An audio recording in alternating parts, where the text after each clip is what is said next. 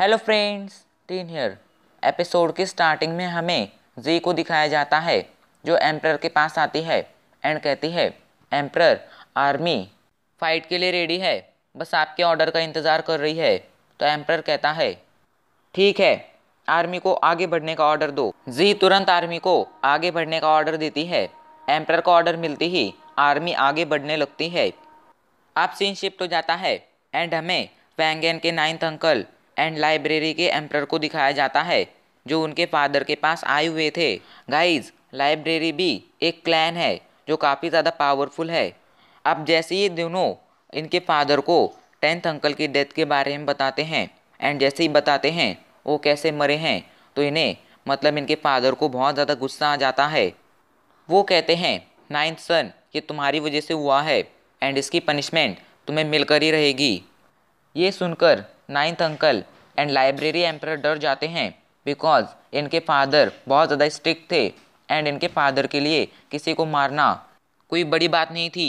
ये किसी को भी मारने से पहले एक पल के लिए भी नहीं सोचते थे, फिर वो चाहे उनका कोई रिश्तेदारी क्यों ना हो। नाइन्थ अंकल डर से कांपने लगते हैं एंड एम्प्रर से हेल्प मांगने लगते हैं। एम्प्रर उन्हें एक ज़ोरदार थप्पड़ मारते हैं एंड कहते हैं, ये सब तुम्हारी वजह से हुआ है।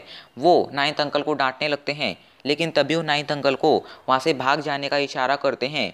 नाइन्थ अंकल वहाँ से जाने लगते हैं एंड लाइब्रेरी एम्प्रर उनके फादर को समझाने लगते हैं, लेकिन तभी अचानक से फादर नाइन्थ अंकल पर अटैक कर कर उन्हें मार देते हैं। एम्प्रर फादर से माफ़ी मांगते हुए कहते हैं, मुझे माफ़ कर दीजिए, इसमें मेरी भी गलती है। जिसके बाद एम्प्रर वहाँ पर एक स्टोन पीस रखकर वहाँ से चले जाते हैं। एम्प्रर के वहाँ से जाते ही फादर के पास एक लड़की आती है जो उन्हें बताती है, दुश्मनों ने और ज़्यादा आर्मी भेजी है फाइट करने के लिए, अब हमें क्या करना चाहिए। तो फादर कहते हैं, हमारी आर्मी में जितने भी पावरफुल वॉरियर्स हैं उनका एक छोटा सा ग्रुप क्रिएट करो एंड उसे दुश्मन आर्मी से फाइट करने भेजो, ज़रूरत पड़े तो तुम भी फाइट करने चली जाना। तो ये लड़की हाँ में सिर हिला देती है। अब हमें इसका फेस दिखाया जाता है जिस पर काफ़ी सारे घाव थे। इधर हमें लाइब्रेरी एम्प्रर को दिखाया जाता है जो काफ़ी ज़्यादा गुस्से में थे एंड वो कहते हैं, मुझे उस जगह पर जाना ही होगा। इधर हमें बैड गाइज के लीडर को दिखाया जाता है जो अपने पेविलियन में बैठा हुआ था एंड किसी चीज़ की स्टडी कर रहा था। तभी अचानक से वहाँ पर टेबल पर एक पत्ता आकर गिरता है जिसे देखकर उसे कुछ याद आता है एंड वो अपने पास्ट में चला जाता है। अब हमें बैड गाइज के लीडर एंड एक आदमी को दिखाया जाता है जो एक चीज़ पर चर्चा कर रहे थे, डिस्कशन कर रहे थे। तभी वहाँ पर एक पत्ता गिरता है तो वो आदमी कहता है, तुम्हें पता है इस पत्ते की तरह ही टैंग डायनेस्टी का भी अब डाउनफॉल होने वाला है। तो बैड गाइड्स का लीडर कहता है, ऐसा कैसे हो सकता है, टैंग डायनेस्टी बहुत ज़्यादा पावरफुल है। तो दूसरा आदमी कहता है, कोई कितना भी पावरफुल क्यों ना हो, बट अगर उसका अपना ही आदमी उसे धोखा दे तो उसकी पावर भी किसी काम की नहीं रहती। तो लीडर कहता है, कौन देगा एम्प्रर को धोखा।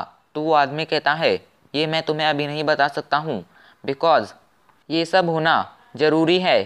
वैसे क्या तुम्हें पता है, ली फैमिली मतलब ड्रैगन फैमिली के जो भी लोग हैं उनके पास अपनी एक स्पेशल एबिलिटी होती है। वो स्पेशल एबिलिटी क्या है इसके बारे में तो मुझे भी कुछ भी पता नहीं है, बट हाँ, अगर कोई उस एबिलिटी को एक्टिवेट कर लेता है तो वो काफ़ी ज़्यादा पावरफुल बन सकता है।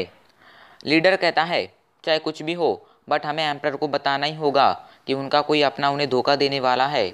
मैं उनसे ये बात नहीं छिपाऊंगा। ये कहकर लीडर वहाँ से एम्प्रर को ये बात बताने जाने लगता है। तभी वो आदमी उस पर अटैक कर देता है एंड उसे कहता है, हर चीज़ टाइम के साथ होनी चाहिए। तुम्हें एम्प्रर के पास जाकर उन्हें ये बात नहीं बतानी चाहिए बिकॉज अगर तुमने एम्प्रर को ये बात बताई तो इससे फ्यूचर चेंज हो सकता है जो आने वाली जनरेशन के लिए बिल्कुल भी अच्छा नहीं होगा। एंड जब लीडर नहीं मानता है तो उन दोनों के बीच फाइट स्टार्ट हो जाती है। इन सभी बातों को याद करते करते लीडर वापस से प्रेजेंट में आ जाता है एंड कहता है, मैं अभी भी उसी सवाल का जवाब ढूंढ रहा हूँ एंड लगता है मुझे बहुत जल्दी ही उस सवाल का जवाब मिल जाएगा। आंसर अब मेरे सामने ही है। सच में तुमने सही कहा था, ली फैमिली के लोगों के पास एक स्पेशल एबिलिटी होती है। अब सीन शिफ्ट हो जाता है एंड हमें गोस्ट किंग को दिखाया जाता है जो रिकवरी कर रहे थे तभी उनके पास जी आती है। गोस्ट किंग पूछते हैं तुम यहाँ पर क्यों आई हो? तो जी बताती है मैं आपको रिपोर्ट करने के लिए यहाँ पर आई हूँ। दुश्मनों से फाइट करने के लिए आपके थर्ड ब्रदर मतलब जू याओ ने अपनी आर्मी को भेज दिया है। मुझे लगता है अब आपको भी बाहर आ जाना चाहिए। आप काफ़ी ज़्यादा पावरफुल हैं एंड आपके आ जाने से हमें फ़ाइट जीतने में आसानी होगी। तो गोस्ट किंग कहते हैं मैं अभी बिज़ी हूँ, मैं तुम्हारा साथ नहीं दे सकता हूँ। थर्ड एम्परर कहते हैं अभी के लिए तुम मुझे ये बताओ क्या एलेक्स की कोई खबर मिली? तो जी कहती है हमने कई सारे लोगों को एलेक्स के पीछे भेजा है बट अभी तक उसकी कोई खबर नहीं मिली है। जी कहती है गोस्ट किंग अब आपको थर्ड एम्परर को रिप्लेस कर कर खुद एम्परर बन जाना चाहिए। आप अपनी पावर के साथ ये बहुत आसानी से कर सकते हैं। तो गोस्ट किंग कहते हैं मैं भी ये बहुत जल्दी करूँगा बट अभी इसका सही टाइम नहीं आया है, मैं ये सही टाइम आने पर ही करूँगा। गोस्ट किंग कहते हैं जी अभी के लिए तुम यहाँ से जाओ एंड एलेक्स की कोई न्यूज़ मिलती ही तुरंत मुझे रिपोर्ट करना। इधर हमें ब्लैक एंड वाइट फाइटर को दिखाया जाता है। ये दोनों अपनी बॉडी के पॉइजन को कंट्रोल करने की कोशिश कर रहे थे। कुछ टाइम पहले इनके पास शी हाओ आई थी एंड उसने इनसे कहा था मैं तुम्हारे इस पॉइजन को कंट्रोल करने में तुम्हारा साथ दे सकती हूँ, तुम्हारी हेल्प कर सकती हूँ, बट उसके लिए मेरी एक शर्त है। एंड जब इन्होंने उससे इस शर्त के बारे में पूछा था तो उसने कहा था मुझे 9 स्केड्यूल मिस्टीरियस गॉड चाहिए। तुम दोनों सोच सकते हो अगर तुम मेरा साथ दोगे तो मैं तुम्हारे इस पॉइजन को ख़त्म कर दूंगी एंड अगर गोस्ट किंग का साथ दोगे तो तुम्हारे साथ क्या क्या हो सकता है वो तुम्हें पता ही है। अभी के लिए ये दोनों यही सोच रहे थे कि इन्हें किसका साथ देना चाहिए, शी हाओ या गोस्ट किंग का। वाइट फाइटर कहती है हम शी हाओ पर भरोसा नहीं कर सकते हैं। तो ब्लैक फाइटर कहता है तुम सही कह रही हो बट हम गोस्ट किंग पर भी भरोसा नहीं कर सकते हैं बिकॉज उसने ही हमें ये पॉइजन दिया है। हाँ गोस्ट किंग ने कहा है वो हमारी बॉडी से पॉइजन निकाल देगा बट हम उस पर भरोसा नहीं कर सकते हैं। वाइट फाइटर कहती है तो हमें क्या करना चाहिए? तो ब्लैक फाइटर कहता है अभी रुको एंड बस देखते हैं आगे क्या होता है। अब हम सिचुएशन के मुताबिक ही हमारे लिए बेस्ट ऑप्शन चूज करेंगे। इधर हमें एक टेम्पल को दिखाया जाता है जिसके अंदर गॉड बुद्धा का एक बहुत बड़ा स्टैचू था एंड उसी स्टैचू के पीछे अभी के लिए एलेक्स की पूरी टीम चिपकर बैठी हुई थी। इधर हमें लाइब्रेरी के सेकेंड एम्परर को दिखाया जाता है जो फादर के पास आता है एंड कहता है फादर अभी के लिए एलेक्स को बचा लिया गया है एंड थर्ड एम्परर भी अभी के लिए ज़्यादा पावरफुल नहीं है, मुझे लगता है यही सही मौका है लू जाओ पर कब्जा करने का। तो फादर कहते हैं तुम हमेशा लाइब्रेरी के लिए सही डिसीजन लेते हो इसलिए मैंने डिसाइड किया है अब से तुम लाइब्रेरी के एम्परर होगे। बट हाँ याद रखो तुम्हारा भाई तुमसे पहले लाइब्रेरी का एम्परर रह चुका है तो तुम्हें केयरफुल रहना होगा क्योंकि तुम्हारा भाई तुम्हारे खिलाफ कुछ कर सकता है। तो सेकेंड एम्परर हाँ में सिर हिला देता है। इधर एलेक्स का ग्रुप लॉन्ग एंड ट्रेजर की तलाश में एक जगह पर आता है। यहाँ पर उन्हें 4 होल्स दिखाई देते हैं।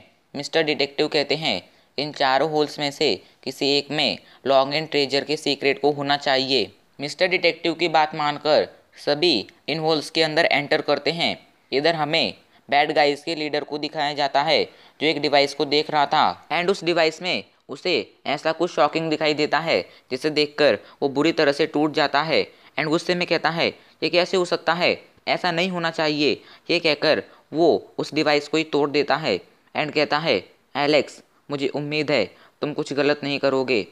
इधर एलेक्स का ग्रुप होल के अंदर एंटर करने वाला था तभी वहाँ पर गोस्ट किंग आ जाते हैं एंड वो यूनशन को बुरी तरह से घायल कर देते हैं एंड एलेक्स से कहते हैं एलेक्स चुपचाप ड्रैगन स्वॉर्ड मुझे दे दो। एलेक्स ने ड्रैगन स्वॉर्ड की काफ़ी सारी टेक्निक सीख ली थी, इस वजह से उसे कॉन्फिडेंस था कि वो गोस्ट किंग को हरा देगा। यही सोचकर वो गोस्ट किंग पर अटैक करता है बट ये क्या, गोस्ट किंग उसके अटैक को पकड़ लेते हैं। गोस्ट किंग ने बस अपनी 2 उंगली से उसके ड्रैगन स्वॉर्ड को पकड़ लिया था। Black and white fighter Alex पर अटैक करने आगे आते हैं बट बीच में एलेक्स के 2 साथी आ जाती हैं एंड वो दोनों ब्लैक एंड वाइट फाइटर से फाइट करने लगती हैं। इधर जिया एलेक्स की हेल्प के लिए गोस्ट किंग पर अटैक करती है बट गोस्ट किंग उसे ही पकड़ लेते हैं। गोस्ट किंग कहते हैं एलेक्स मुझे ड्रैगन स्वॉर्ड दे दो वरना मैं इसे मार दूंगा। तभी अचानक से फैंगन घोस्ट किंग पर अटैक कर देता है एंड घोस्ट किंग से जिया को बचा लेता है। लेकिन अब घोस्ट किंग गुस्से में आकर अपने मेगा फॉर्म को एक्टिवेट कर देते हैं एंड उनके मेगा फॉर्म से जो एनर्जी वेव निकलती है उससे ही ये सभी लोग बुरी तरह से घायल हो जाते हैं। सभी लोग समझ जाते हैं वो घोस्ट किंग को नहीं हरा पाएंगे, इसलिए अब सभी लोग अपनी जान बचाकर वहाँ से भागने लगते हैं। तभी अचानक से ब्लैक एंड वाइट फाइटर जिया को बुरी तरह से घायल कर देते हैं एंड फैंगन पर भी अटैक कर देते हैं।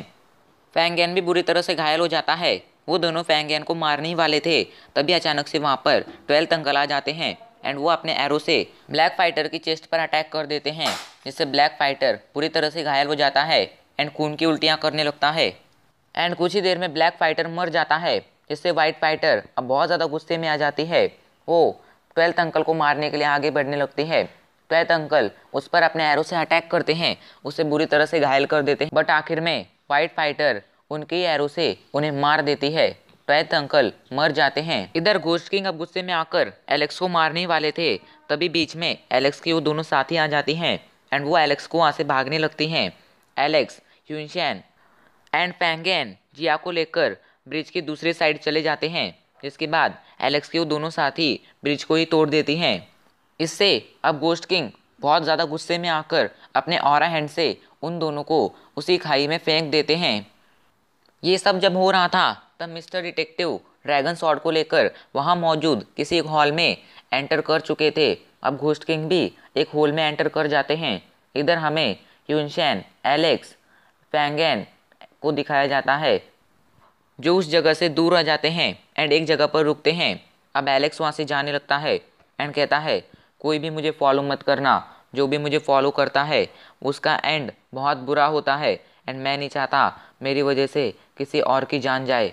तो फैंगन कहता है क्या तुम्हें रूजी को नहीं बचाना है? तो एलेक्स कहता है मैं ही पागल हूँ, तुम ही बताओ क्या कभी मरे हुए को जिंदा किया जा सकता है? एलेक्स की बात सुनकर अब फैंगन को गुस्सा आ जाता है एंड वो कहता है एलेक्स कुछ भी मत बको, भूलो मत लाखों लोगों की उम्मीद तुम पर टिकी हुई है, अगर तुम इस तरह हताश होकर बैठ जाओगे तो उनका क्या होगा? लेकिन एलेक्स किसी की बात नहीं सुन रहा था, तो अब फैंगन को गुस्सा आ जाता है। वो एलेक्स पर अटैक कर कर उसे कहता है ठीक है तुम्हें जो करना है वो करो। इसके बाद वो जिया को लेकर वहाँ से लाइब्रेरी में जाने लगता है एंड अब यूनशैन भी वहाँ से जाने लगता है। वहाँ पर अब बस एलेक्स ही अकेला रह गया था एंड अब इसी के साथ ये एपिसोड भी यहीं पर ख़त्म हो जाता है।